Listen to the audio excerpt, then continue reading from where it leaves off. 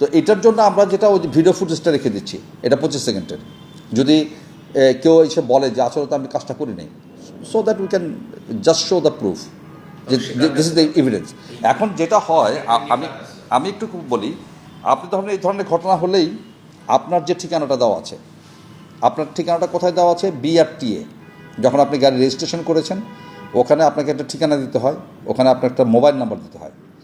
আমরা সিস্টেম থেকে ওই ঠিকানাতে আমরা আপনার অফেন্সটা আমরা পাঠিয়ে দিলে আপনি, এবং এটা পাঠাচ্ছি কার মাধ্যমে? এটা পাঠাচ্ছি আমরা ডাক বিভাগের মাধ্যমে, রেজিস্টার্ড। কারণ ওটা একটা সরকারি সংস্থা, তাদের সঙ্গে আমাদের MOU করা আছে। আপনি দেখবেন যে আপনার বাড়িতে একটা কাগজ পৌঁছে গিয়েছে, একটা নোটিশ।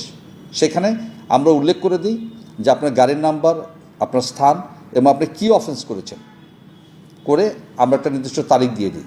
সাধারণত আমরা 15 দিন সময় দিই, যে এই 15 দিনের মধ্যে আপনি সংশ্লিষ্ট DC অফিসে আপনাকে আসতে হবে। আসার পরে আপনাকে আমরা সমস্ত এই প্রুফটা দেখাবো। দেখে আপনি যদি বলেন যে না ঠিক আছে, আমি মেনে নিলাম, আমার এটা ভুল হয়ে গিয়েছে, সুতরাং you have to pay the fine, এতে আমার মামলাটা নিষ্পত্তি হয়ে যাবে। আর যদি আপনি মনে করেন যে না, আপনি আসলে এই কাজটা করেননি, আপনি এটাকে চ্যালেঞ্জ করতে চান, তো ডেফিনেটলি এরপর থেকে যে আমাদের জয়েন্ট কমিশনার আছে, আমরা তার কাছে আপনাকে রেফার করব। আপনি জয়েন্ট কমিশনারের কাছে গেলেন, সেখানে আপনি সন্তুষ্ট না, আপনি এডিশনাল কমিশনারের কাছে আসতে পারেন। এডিশনাল কমিশনারের কাছেও আপনি সন্তুষ্ট না, আপনি পুলিশ কমিশনার মহোদয়ের কাছে যেতে পারেন। এরপরেও আপনি সন্তুষ্ট না, আপনি উপরের দিকে যেটা আইনগত যেখানে আছে আপনি সেখানে যেতে পারেন, কোনো সমস্যা নেই। আমরা একটা ইউনিট করেছি, সেটার নাম হচ্ছে traffic training technical unit, TTU বলি আমরা, ট্রাফিক টেকনিক্যাল ইউনিট।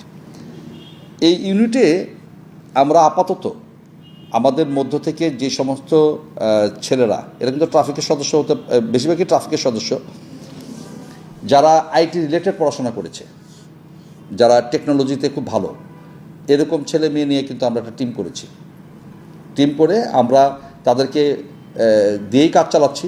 আমাদের এই লোকগুলোকে, জনবলগুলোকে আমরা ডেভেলপ করার চেষ্টা করছি। তবে ঢাকা শহরের এই সম্পূর্ণ ট্রাফিক সিস্টেমটাকে যদি আমরা ডিজিটাল করতে চাই এবং সত্যিকার অর্থে যদি এটাকে আমরা সাস্টেইন করতে চাই, তাহলে এক্ষেত্রে আমাদের যথেষ্ট পরিমাণ জনবল লাগবে।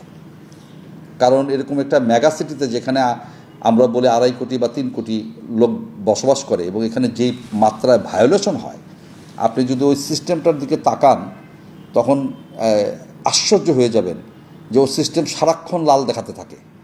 সবচেয়ে আশ্চর্য যে জিনিসটা আপনাদের বলি, এই প্রযুক্তি কিন্তু আমাদেরকে নানানভাবে নানানজন বলা হচ্ছে যে এটা হিউজ একটা টাকা লাগবে, পয়সা লাগবে, এবং এটা অনেক ব্যয়বহুল একটা প্রযুক্তি।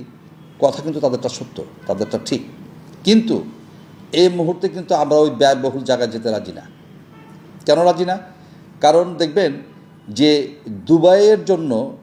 দুবাই শহরের জন্য যে ট্রাফিক প্রযুক্তি তারা ব্যবহার করে, ওই জিনিসটা কপি পেস্ট করে যদি আমি এখানে আনি, এখানে কাজ করবে না। কারণ ওখানে তো ব্যাটারি রিক্সা নেই, ওখানে তো ঠেলা গাড়ি নেই, ওখানে সড়ক তো আর আমার মতো না। আমরা যেটা চাচ্ছি সেটা হচ্ছে হোম গ্রন, একেবারে অল্প টাকা ব্যয় করে আমাদের মতো করে যদি আমরা কিছু করতে পারি, আমরা যদি এই জিনিসগুলোকে ডেভেলপ করতে পারি, তখন এক পর্যায়ে হয়তো আমরা খুব ভালো প্রযুক্তির কাছে চলে যেতে পারবো। অ্যাওয়ারনেস কিন্তু সবচেয়ে বেশি দরকার। সবচাইতে বড় জায়গাটা হচ্ছে অ্যাওয়ারনেস। এটা কিন্তু সবাইকে জানতে হবে, যারা ড্রাইভ করছে, সড়কে যারা করবে, কারণ তারাই তো ইউজার এবং তারাই তো শৃঙ্খলা আসবে। এবং আপনার মাধ্যমে আমি আর একটা জিনিস বলি, আমরা নতুন একটা জিনিস ইন্ট্রোডিউস করেছি, সেটা হচ্ছে যে ড্রাইভিং লাইসেন্সের পয়েন্ট কর্তন।